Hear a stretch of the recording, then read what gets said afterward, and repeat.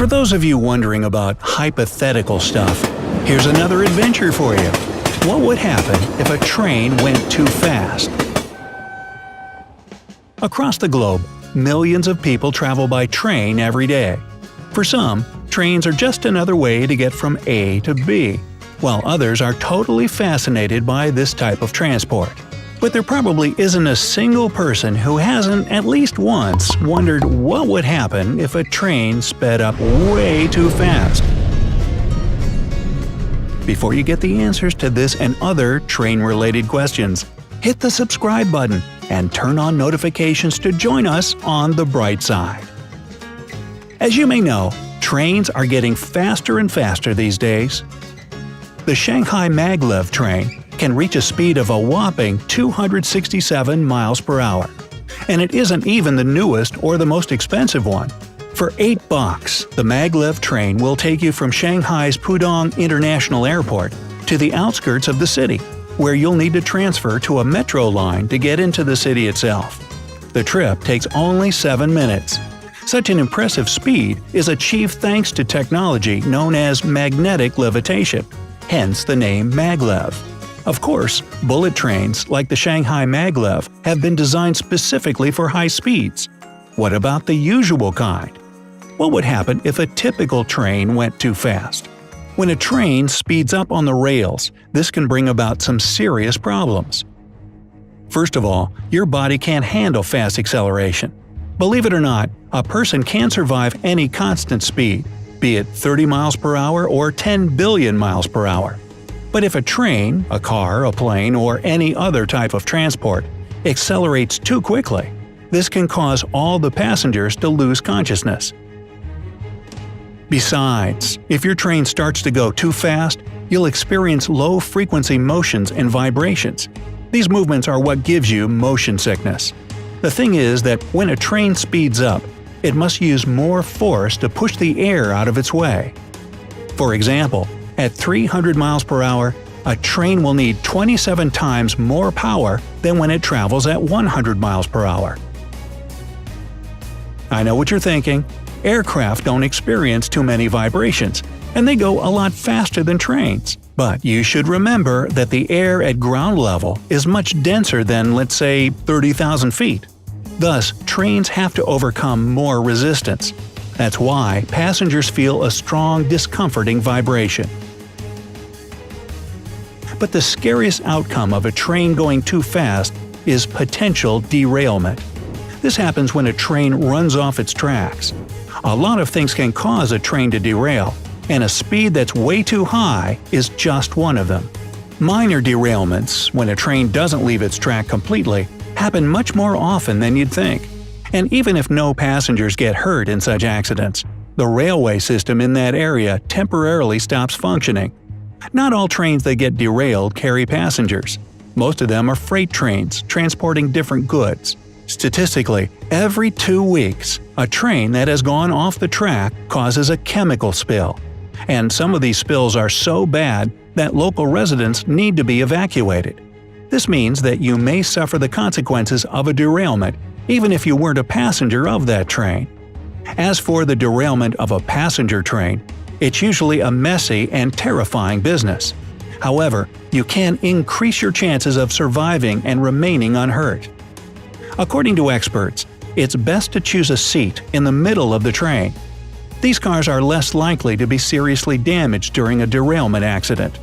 At the same time, the front and the back of the train are usually the most damaged parts. On top of that, always opt for a seat that faces backwards. If the train derails or crashes into something at a high speed, you won't be thrown forward but pushed back into your seat instead. Okay, a train is going way too fast. So, how do you stop it? What would happen if you pulled the emergency brake? The emergency brake is a living paradox. On one hand, it's conveniently within reach, and it's supposed to be used in case of, well, emergency, right? But get this. Right near the emergency brake of a New York City subway car, there's a list of instructions, and it specifies that you shouldn't pull the emergency cord even during an emergency. Actually, especially in the case of emergency. Huh? If you try to bring a multi-ton machine moving at high speeds to a sudden halt, you should be ready for the consequences. Most trains all over the world, especially those that cater to mass transit, use air brakes.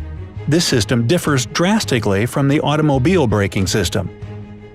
In your car, an increase in pressure means an increase of pressure on the brakes. But a train's brakes operate in a different way. The air brake system is normally closed by default, and if a train operator wants to brake, they need to reduce air pressure in the train's braking system. Only then will the brakes open. This means that if there's a failure in pressure in the braking system, the brakes will engage automatically. But if you pull the emergency brake, you provoke a rapid loss of pressure. Air gets vented from the brake pipe and, as a result, the brakes literally slam shut. On one hand, you'll reach your goal and the train will stop. But this will be a violent occasion. A lot of people will be knocked down and hurt. In the worst-case scenario, the train may even derail. A similar accident happened in 2017 in a New York subway. A train derailed after somebody pulled its emergency brake. Some trains are protected from this risk. For instance, in London, an underground train operator can choose to override the brake. In any case, when speaking about the subway, experts strongly recommend against pulling the emergency brake. Obviously, it's easier to get help in an emergency situation if the train has managed to arrive at a station than if you got it stuck in a dark tunnel. On top of that, once the train has been stopped with the use of an emergency brake, it can't be simply started up again. According to a report prepared by the New York Times in 2010, it can take as long as 10 minutes to reset the braking system.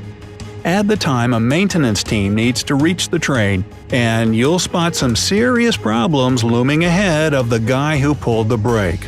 At the very least, they'll have to pay a hefty fine.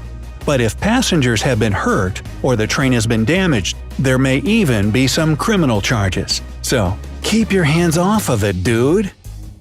And finally, here's a question we've all had since we were kids.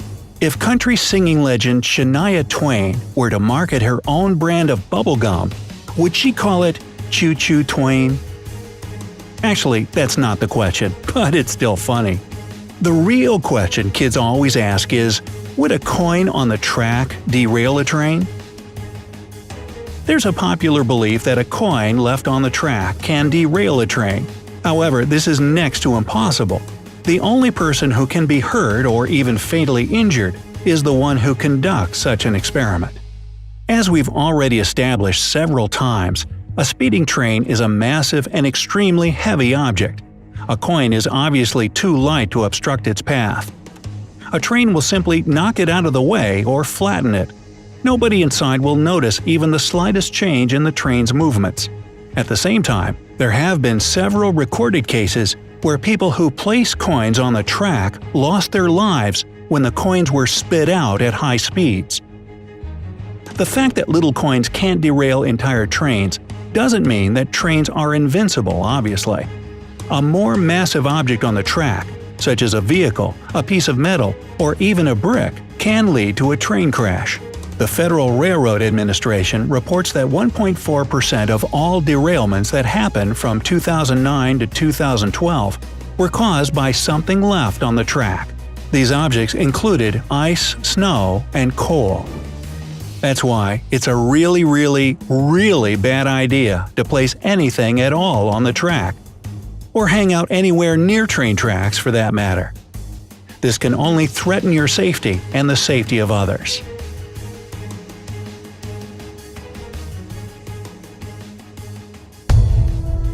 So, how did you like our training? Other than the jokes. Do you have any other questions about trains? Write them in the comment section below and let's discuss them all together. Remember